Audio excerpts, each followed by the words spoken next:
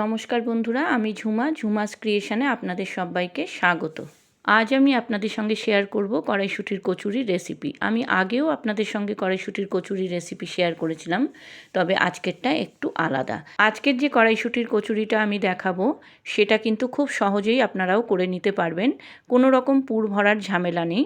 তাহলে চলুন পুর ভরার ঝামেলা ছাড়াই কিভাবে আমি কড়াইশুঁটির কচুরিটা করেছি আপনাদেরকে দেখিয়ে দিই। প্রথমে আমি কড়াইশুঁটি নিয়েছি, এখানে খোসা ছাড়িয়ে 250 গ্রাম মতো কড়াইশুঁটি। সেই কড়াইশুঁটিগুলোকে আমি মিক্সার গ্রাইন্ডারে পেস্ট করব। কড়াইশুঁটিগুলো মিক্সার গ্রাইন্ডারে দিলাম, তার সঙ্গে দিলাম 4-5 টুকরো আদার কুচি আর 3টে কাঁচা লঙ্কা, 1 চামচ মৌরি। এই মৌরিটা দিলে কিন্তু খুব ভালো টেস্ট হয়। এইবার আমি এটাকে পেস্ট করে নেব। কড়াইশুঁটিগুলো পেস্ট করা হয়ে গেছে। এইবার আমি ময়দা মাখবো। তার জন্য একটা বড় মিক্সিং বোলে 3 কাপ ময়দা নিলাম আর নেব 2 কাপ আটা। আপনারা চাইলে আটাটাকে স্কিপ করতে পারেন, শুধু ময়দা দিয়েও করতে পারেন বা শুধু আটা দিয়েও করতে পারেন, যেটা দিয়েই করবেন খেতে কিন্তু ভালো লাগে। দিলাম 1 চামচ নুন আর 2 চামচ চিনি।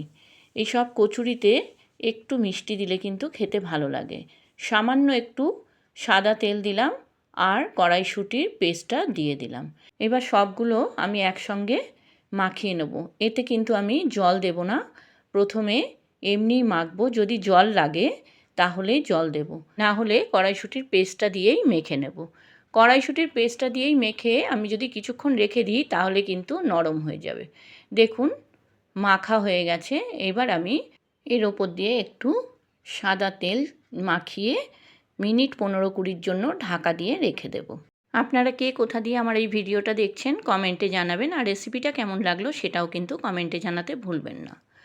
15-20 মিনিট পর ঢাকা খুলে দেখলাম ময়দাটা খুব সফট হয়ে গেছে। আমি আরেকটু মেখে নিয়ে এর থেকে আমি এবার লেচিগুলো করে নেব। আমার এই রেসিপিটা যদি আপনাদের ভালো লাগে বন্ধুরা, আমার চ্যানেলটাকে সাবস্ক্রাইব করে দেবেন, লাইক কমেন্ট শেয়ার করবেন আর পাশে থাকা বেল আইকনটা প্রেস করে দেবেন, যাতে আমার ভিডিও আপলোড হওয়ার সাথে সাথে আপনাদের কাছে নোটিফিকেশান পৌঁছে যায়। আর পুরনো বন্ধুদের আমার অনেক ভালোবাসা আমার পাশে থাকার জন্য। যারা আমার চ্যানেলে নতুন এই রেসিপিটা দেখছেন তাদের কাছে আমার অনুরোধ, আমার চ্যানেলটাকে সাবস্ক্রাইব করে আমার পাশে থেকে যাবেন প্লিজ।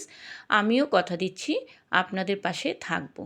দেখুন লেচিগুলো কিন্তু লুচির থেকে একটু বড় আকারের করতে হবে, তাতে যখন লুচিটা ভাজা হবে একটু মোটা মোটা হবে, খেতে ভালো লাগবে।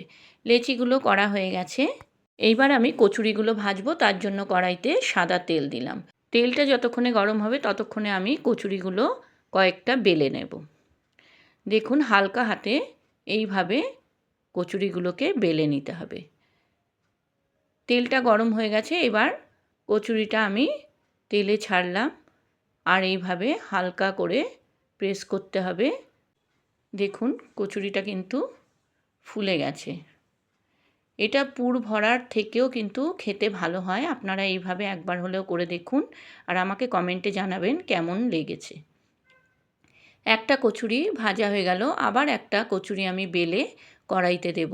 এইভাবে হালকা হাতে আমি কচুরিগুলোকে বেলে নিচ্ছি, তারপর তেলের মধ্যে দিয়ে দেব। দেখুন আরও একটা কচুরি আমি এইভাবে ভেজে নেব। এইভাবে সব কচুরিগুলো কিন্তু আমি ভেজে নেব। দেখুন কড়াইশুঁটির কচুরি রেডি। সঙ্গে যদি একটু ছোলার ডাল থাকে বা একটু আলুর দম থাকে তাহলে তো আর কথাই নেই। তবে এই কচুরির সঙ্গে কিন্তু একটু মিষ্টি মিষ্টি ছোলার ডালই খেতে ভালো লাগে। আপনারাও একবার এইভাবে বানিয়ে নিন, আমার মনে হয় আপনাদেরও ভালো লাগবে। কাছের দূরের নতুন পুরনো সব বন্ধুদের আমি অন্তর থেকে ভালোবাসা জানাই, কারণ আপনারা না থাকলে আমার কিন্তু এত দূর আসা হতো না। তাই আপনাদেরকে আন্তরিক ভালোবাসা। আপনারা যারা ফেসবুক থেকে আমার এই রেসিপিটা দেখছেন আমার ফেসবুক পেজটাকে ফলো করে দেবেন, আর যারা ইউটিউব থেকে দেখছেন আমার ইউটিউব চ্যানেলটাকে সাবস্ক্রাইব করে আমার পাশে থেকে যাবেন প্লিজ। আপনারা ভালো থাকুন, সুস্থ থাকুন, এইভাবে সবাই সবার পাশে থাকুন। আজকের মতো আমি চলি বন্ধুরা, আবার আসবো আমি অন্য দিন অন্য কোনো রেসিপি নিয়ে। ধন্যবাদ বন্ধুরা।